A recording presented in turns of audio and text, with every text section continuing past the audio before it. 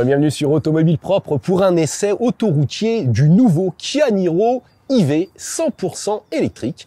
Nous allons faire un trajet entre Montmorency, au nord de Paris où nous sommes actuellement, et le centre d'Amsterdam. Mais tout d'abord, je vous invite à vous abonner à la chaîne YouTube d'Automobile Propre et de ne pas oublier de cocher les notifications. Pour réaliser un long trajet avec un véhicule électrique, il est fondamental de faire une planification. Certains véhicules sont équipés d'un planificateur, mais l'idéal est quand même d'utiliser une application pour smartphone. Alors vous avez ABRP qui est très bien et aussi ChargeMap. Moi j'utilise plutôt ChargeMap. L'avantage c'est qu'on peut vraiment consulter chaque borne, savoir aller sur communauté et savoir exactement si la borne fonctionne ou pas. Alors on peut également sélectionner son type de borne. Moi en général je privilégie le réseau Ionity ainsi que le réseau Fastned. Ce sont les deux réseaux les plus fiables aujourd'hui. Total a aussi un vaste réseau, mais il faut bien vérifier chaque station parce que chez Total, toutes les stations ne fonctionnent pas. Donc là, selon le planificateur de ChargeMap, le trajet nécessite 2 arrêts de recharge. J'ai vérifié les bornes, normalement, ça ne devrait pas poser de problème. Mais encore une fois, tant qu'il n'y aura pas autant de bornes de recharge rapide que de stations essence, il faudra toujours planifier pour faire un trajet de plus de 300 km avec un véhicule électrique, c'est la base. Allez, on est parti, drive. Alors je vais quand même devoir faire une petite manœuvre pour commencer, faire demi-tour devant l'église de Montmorency. Ça va permettre de tester le radar de recul. Vous voyez, on n'a pas la vue à 360, mais on voit bien quand même ce qui se passe autour avec hop, hop, hop, hop, hop. Le diamètre de braquage, c'est 10,6 mètres. Donc, c'est correct hein, pour un SUV. Il fait 4,42 m de long. Donc, un gabarit, je dirais, bien adapté à nos villes européennes. Et là, on démarre sur les pavés de l'église de Montmorency. Et ça filtre merveilleusement bien. Donc nous voici sur le début de l'autoroute A1, direction Amsterdam donc. On a des petits bips, puisque les aides à la conduite, je dirais, sont parfois un peu bruyantes. Mais elles fonctionnent bien, ces aides à la conduite. Par contre, c'est une option. Hein. Pour avoir un niveau 2 de conduite autonome, il faut payer 1500 €. Et la voiture est très confortable, hein. Que ce soit en termes de bruit de roulement ou de bruit d'air. Je suis très agréablement surpris par le niveau de confort de ce Kia e-Niro. Donc prochain arrêt autour de midi. Donc sur une station Total que j'ai vérifiée, encore une fois. A priori, selon les commentaires utilisateurs sur ChargeMap, c'est fiable, ça marche. Ce qui n'est pas toujours le cas, encore une fois, chez Total. Donc, on y croit. Alors là, vous voyez, il m'a mis 130. Et tout à l'heure, il était à 110 alors que c'était 130. Donc, le lecteur des panneaux de signalisation n'est pas toujours d'une fiabilité exceptionnelle. Je dirais que c'est le cas sur beaucoup de véhicules. Hein. Je ne connais pas une seule voiture où le lecteur des panneaux est 100% fiable. Donc, on a quand même 5 km/h de marge, à peu près, entre le compteur et Waze. Alors en termes de consommation, pour l'instant, là, il me met 22,5. J'ai roulé beaucoup au-dessus de 130, à 133 compteurs pour être à 130 chrono exact, 135. Et je suis à 22,7. Mais sur la moyenne, sur plusieurs milliers de kilomètres, on est plutôt à 21,3. Ce qui est tout à fait raisonnable, hein, vu les conditions hivernales. Et puis on est encore une fois sur un SUV, donc relativement haut perché. C'est pas mal, c'est sobre.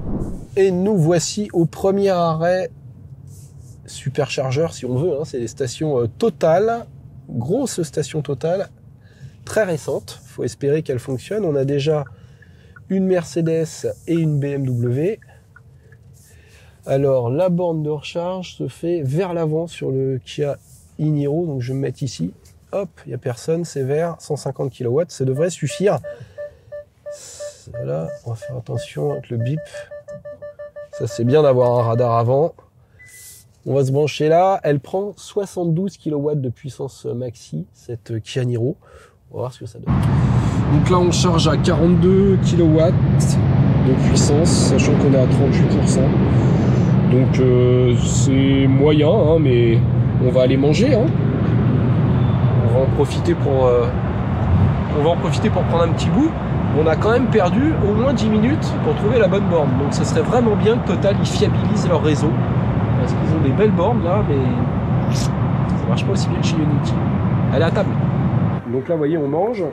Moi, j'aimerais bien surveiller ma charge, mais l'application Kia est pas terrible. Déjà, au niveau des graphismes, c'est vraiment limité. Et quand je vais sur statut, il me dit charge de la batterie, 1h16 restante, mais parce que je ne l'ai pas mis à 80%, je l'ai laissé à 100.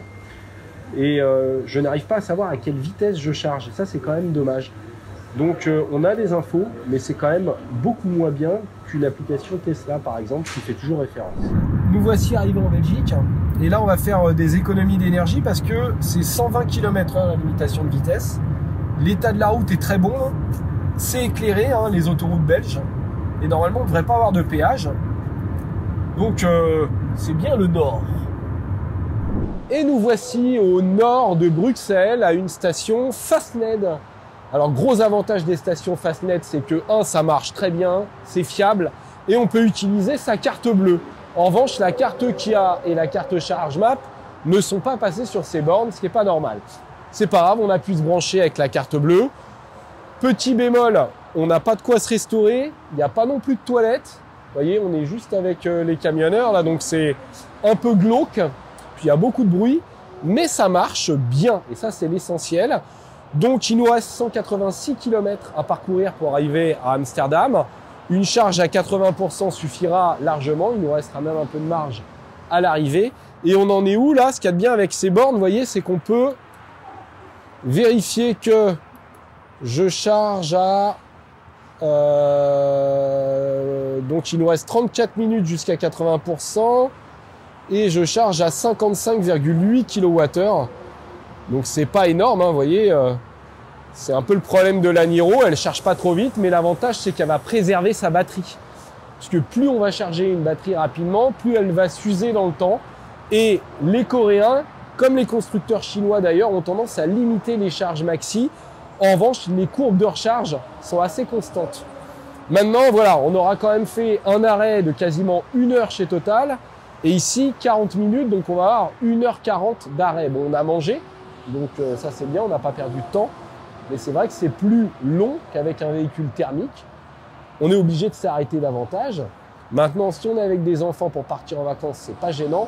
Si on est pressé, qu'on a besoin d'enquiller les kilomètres et de rester 5 heures au volant, c'est pas encore le top. Allez, dernière ligne droite avant l'arrivée sur Amsterdam. En termes de confort, je suis vraiment très satisfait par cette Kia Niro. La sellerie est vraiment bonne. On a des réglages électriques des deux côtés, passager conducteur. J'ai même un réglage électrique lombaire de chaque côté, donc ça c'est bien. Et puis même l'autoradio marche très très bien. On est sur du Harman Kardon 8 haut-parleurs. Alors encore une fois, je suis sur une finition haut de gamme premium. Hein. Et ça permet de passer les bruits aérodynamiques qui restent de toute façon très contenus. Donc excellent bilan en tant que voyageuse autoroutière, cette Kia Niro. Donc là on approche d'Amsterdam, il est 18h15, on aura mis 1 heure de plus puisque la voiture a chargé plus lentement que prévu. Et puis on a un peu traînaillé aussi pour faire quelques images, hein, pour faire les petits plateaux. Voilà, maintenant la voiture a bien roulé, on va arriver avec suffisamment d'autonomie puisqu'il me reste 110 km et il m'en reste 38 à parcourir. Donc de nuit, on apprécie l'éclairage qui marche plutôt pas mal. Et pour ce qui est des essuie-glaces, eh bien, ils sont très discrets et très efficaces. Ils balayent bien, même sous de fortes pluies. On a toujours une bonne visibilité. Et nous voici à Amsterdam. Nous sommes arrivés. Il nous a fallu quand même 7 heures pour faire le trajet entre Paris et la Hollande. C'est quand même un petit peu long et en plus, ça a coûté cher. Puisque j'ai eu 2 charges à 30 €, donc ça fait presque 60 € d'électricité, c'est pas donné. Mais sinon, ce Kia Niro est très confortable sur long trajet. Ça, c'est vraiment un avantage. Ça a bien progressé par rapport à la première génération. Et en termes de tarifs, on est à partir de 44 500 € sur l'entrée de gamme. Et si vous voulez un modèle haut de gamme comme celui-ci, eh bien il faudra 48 090 €. Là, c'est quand même un peu plus cher. J'espère que cette vidéo vous a plu. Je vous invite à vous abonner à la chaîne YouTube d'Automobile Propre. Et je vous dis à très bientôt. Abonnez-vous, abonnez-vous, abonnez-vous, abonnez-vous.